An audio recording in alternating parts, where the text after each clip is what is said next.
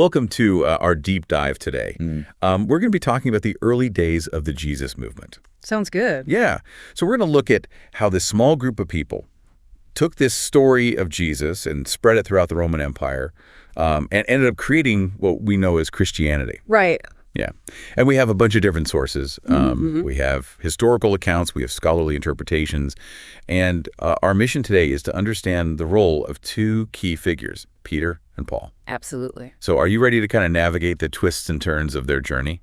I am. This is such a fascinating period, a whirlwind of change and conflict. Really, individual choices shaped the course of history. Sure. So I think we'll find some aha moments along the way. Yeah, absolutely. Okay, so let's start by setting the scene.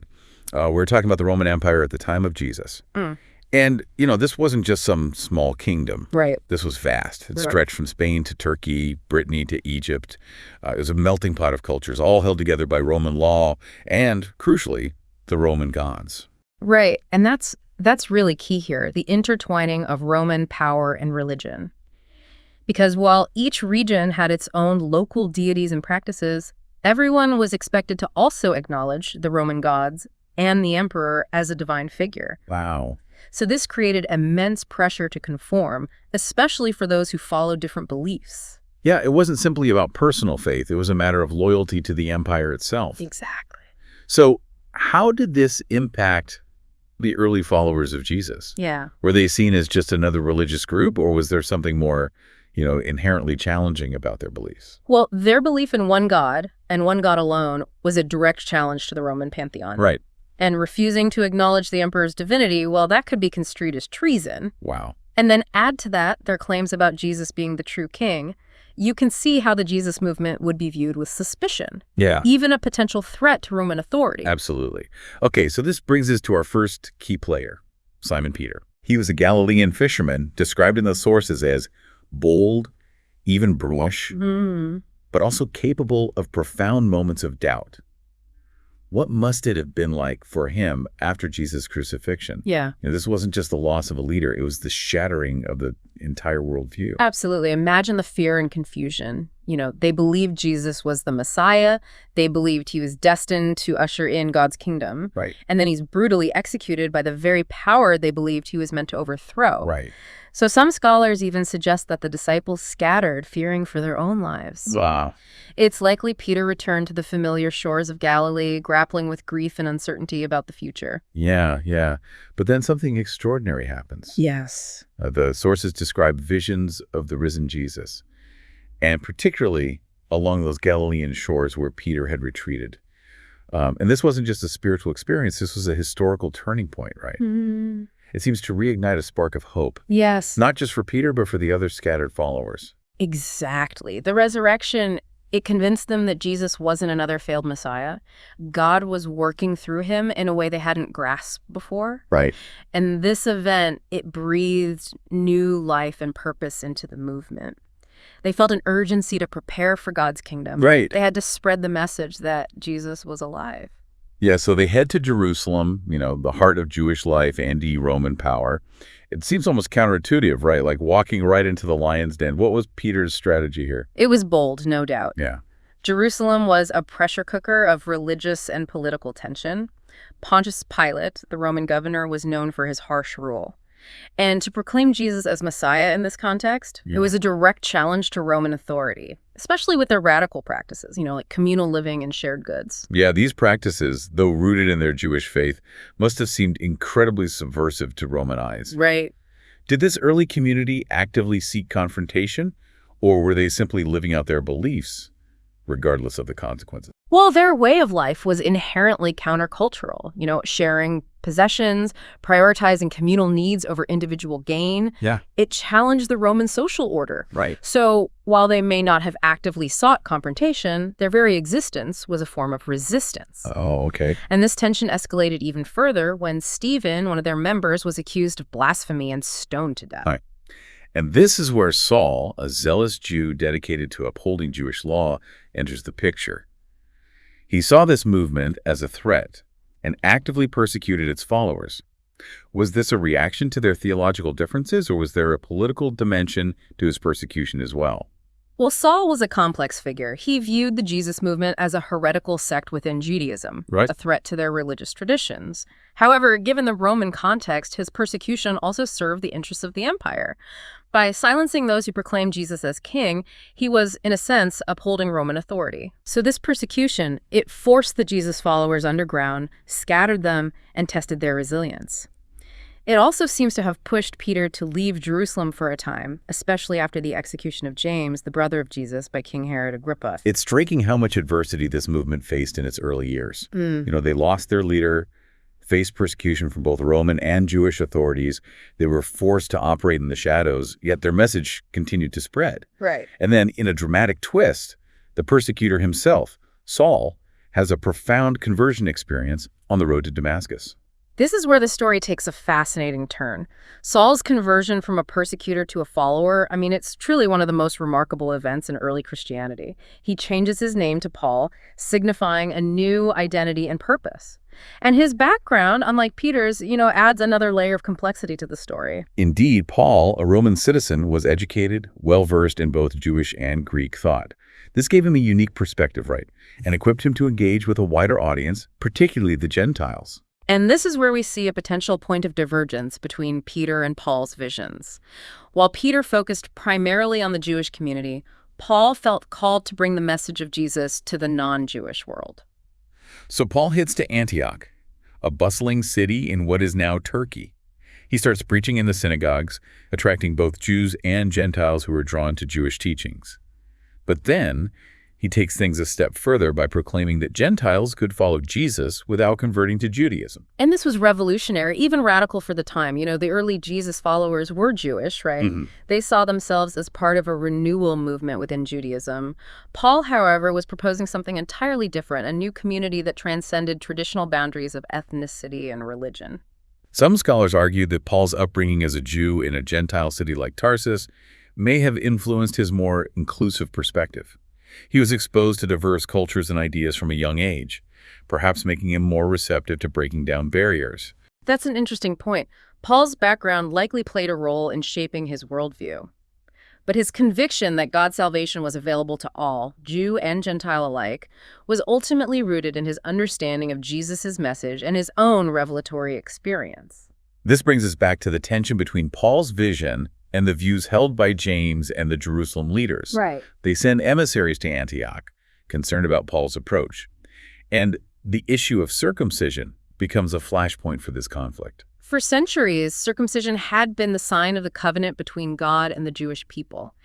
To suggest that Gentiles could become followers of Jesus without undergoing this ritual, that was seen as a direct challenge to Jewish tradition and identity.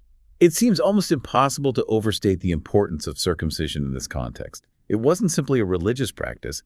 It was a deeply ingrained cultural marker, a symbol of belonging. To dismiss it would have been unthinkable for many Jewish followers of Jesus.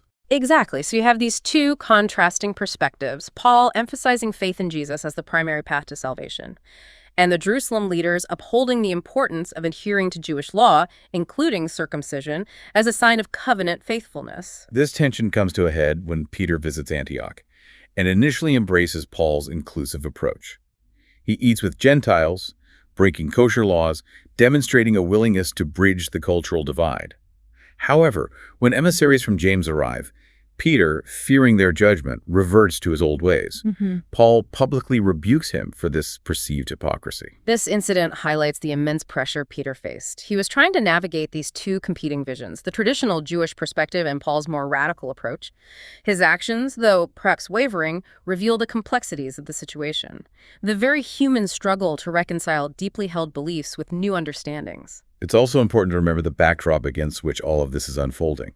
The Roman Empire was tightening its grip on Judea, leading to growing unrest and resistance.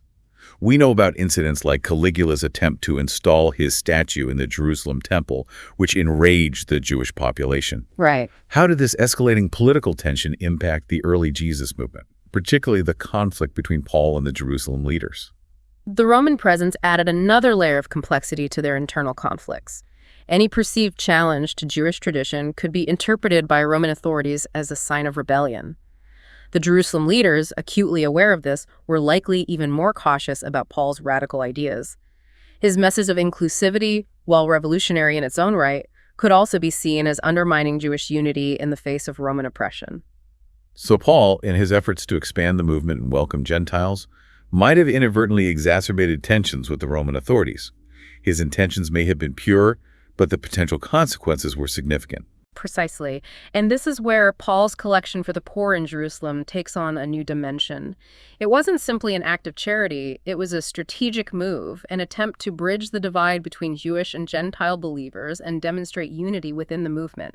He saw it as a tangible expression of love and solidarity, a way to address concerns about his loyalty to the Jewish community and, by extension, his commitment to maintaining stability under Roman rule. It was a risky move, though. Some scholars suggest that Paul, by presenting this collection, was essentially seeking approval from James and the Jerusalem leaders for his Gentile mission. Was this a genuine act of unity or a calculated attempt to appease his critics and secure his position within the movement? That's a question historians continue to debate. The sources offer tantalizing clues, but ultimately leave it open to interpretation. We know Paul gathered the collection and traveled to Jerusalem, but what happened upon his arrival remains unclear. Did James and the Jerusalem leaders accept it, recognizing it as a gesture of goodwill? Or did they reject it, viewing it as a sign of Paul's defiance and further evidence of his departure from traditional Jewish norms? This uncertainty adds another layer of intrigue to the story, and it sets the stage for what happens next, as Paul's journey to Jerusalem takes a dramatic and dangerous turn. The sources are silent on the reception of Paul's collection, leaving us to ponder its impact. Was it a unifying gesture, or did it further alienate him from the Jerusalem leadership? Yeah. What we do know is that events in Jerusalem, they take a sharp turn toward conflict. Yeah, seems almost inevitable, given the volatile atmosphere in Jerusalem at the time. What happens to Paul? He's accused of bringing Gentiles into the temple, a sacred space forbidden to non-Jews. He's seized by a mob, dragged out, and nearly killed. This illustrates how precarious the situation was for anyone pushing boundaries, even someone like Paul who, believed he was acting in accordance with God's will. So he's attempting to build bridges between Jewish and Gentile believers, and yet he ends up accused of desecrating the very heart of Judaism. It's a poignant irony, isn't it? It really highlights the depth of misunderstanding and the cultural chasm he was trying to bridge. The symbolism of the temple was potent. For many, Paul's actions, regardless of intent, were seen as a transgression against Jewish law and tradition. But luckily for Paul, Roman soldiers intervene and arrest him. And, as a Roman citizen, he's protected from mob violence. This is where Paul's Roman citizenship becomes a pivotal factor. Right. It not only saves him from immediate danger, but also sets him on a new trajectory. What happens next? The Roman authorities, realizing the volatility of the situation, decide to send Paul to Rome for trial before the emperor. It's a significant turning point, Paul's mission, once focused on building bridges within Judea, is now forcibly shifted towards the heart of the Roman Empire itself. While Paul's fate hangs in the balance, what becomes of the community in Jerusalem, the one Peter had been instrumental in building? Peter's story becomes more elusive after the temple's destruction in 70 AD. Early church tradition suggests, he traveled extensively, spreading the message of Jesus. Some accounts place him in Rome, even suggesting he played a leading role in the Christian community there. This raises questions about Peter's later ministry and the possibility of him encountering Paul in Rome. Were they able to reconcile their differences? Did their paths converge, perhaps even leading to a shared martyrdom under the reign of Nero? These questions have captivated scholars for centuries.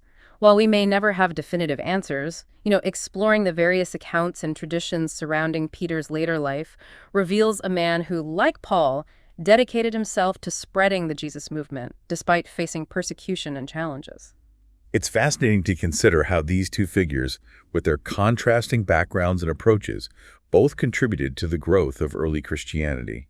One focused on building a community in Jerusalem, navigating the complexities of Jewish tradition and Roman authority, while the other ventured beyond those boundaries, taking the message to the Gentile world. And even though the sources provide limited details about their interactions, we can see how their individual journeys, often marked by conflict and hardship, ultimately served to expand the reach of the Jesus movement far beyond its origins in Judea. The seeds planted by both Peter and Paul took root in Rome, the very heart of the empire that had sought to extinguish their message. Their story is a testament to the power of conviction, resilience, and the enduring impact of ideas. It also prompts us to consider the ways in which diversity of thought and approach, even when accompanied by conflict, can contribute to the growth and evolution of a movement. What's fascinating is that we're still grappling with the implications of their differing visions today. How do we reconcile Paul's emphasis on grace and inclusivity with the importance of tradition and continuity? How do we navigate cultural differences while remaining true to the core message of the Jesus movement? These questions, sparked by the lives of Peter and Paul, resonate through the centuries, challenging us to engage with the complexities of faith, identity, and community in our own time. Thanks for joining us on this deep dive into the early days of the Jesus movement. It's been a journey full of intrigue, conflict, and enduring inspiration.